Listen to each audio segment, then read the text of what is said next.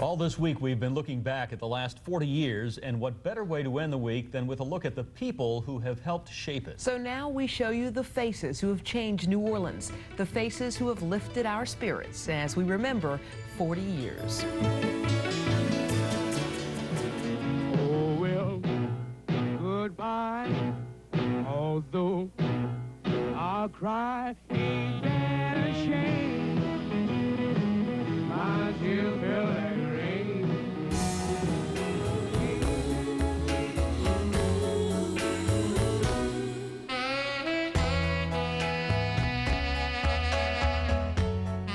To understand what makes New Orleans unique, just look at the people who call it home.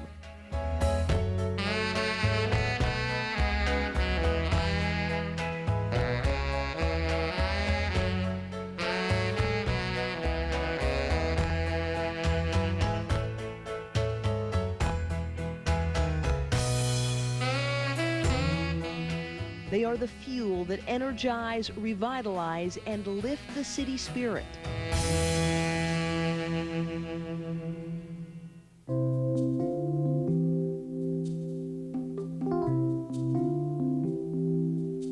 Bishop Hannon was on assignment in Rome back in 1965 when he got the news.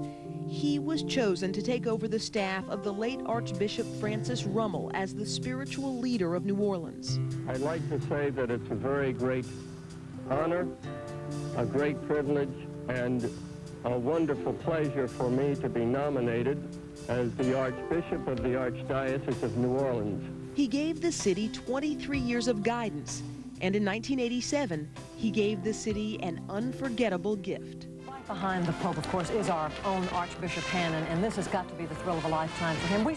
He brought Pope John Paul II to New Orleans. Crowds reached out, and the Pope filled them up. I have always heard about the beautiful music of New Orleans.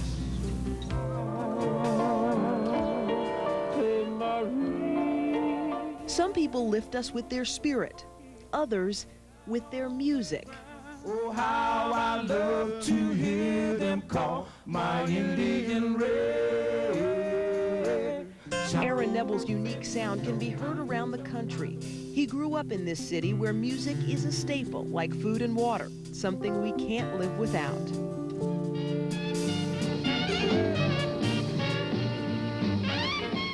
Louie Armstrong was our music ambassador to the world. We lost him in 1971. Over the past 40 years, there have been so many stars. Fats Domino, Al Hirt, Pete Fountain were on the charts before Channel 4 signed on the air. New Orleans Queen of Soul Irma Thomas has been singing to us since the early 50s. Alan Toussaint is the writer, producer, and recorder of some of our most memorable songs. And the young Grammy winners who have come along, Wynton Marsalis, Harry Connick Jr., carry on a New Orleans tradition with their own vision. This community is filled with visionaries, but Dave Dixon seemed to have laser-sharp focus when he had the idea of the Dome. 8 years after voters approved it in 1967, the Dome was finished. Critics called it an over-budget white elephant. But time has shown Dave Dixon was right. And a young man named Ron Foreman knew exactly what he was looking for when he took the deplorable condition of the Audubon Zoo and created a masterpiece, one of the top zoos in the country and an aquarium to match.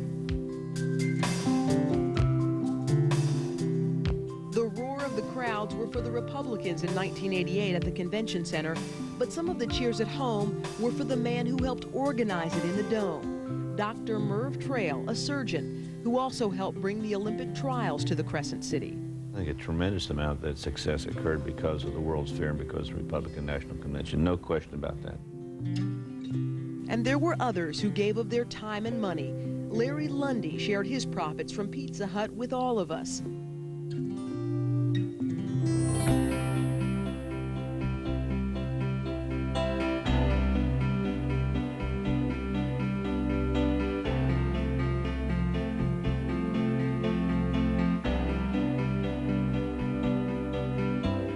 The faces of the last 40 years have changed. Many came right off the TV screens.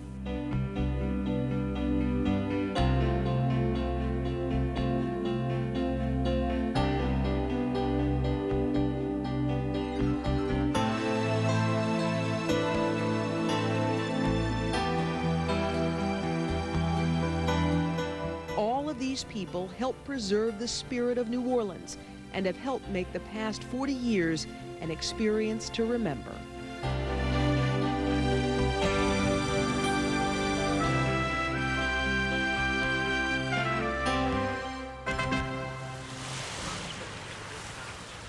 Hey, and what's a 40-year celebration without a party? And so today, Channel 4 employees got together for our own birthday party. General Manager Mike Early told some stories of what it was like when we signed on the air in 1957. Al Hurd and the band playing in the studio. Must have been a very special time. And Dennis was 2. You were 2 years old. Yeah, right. I wish.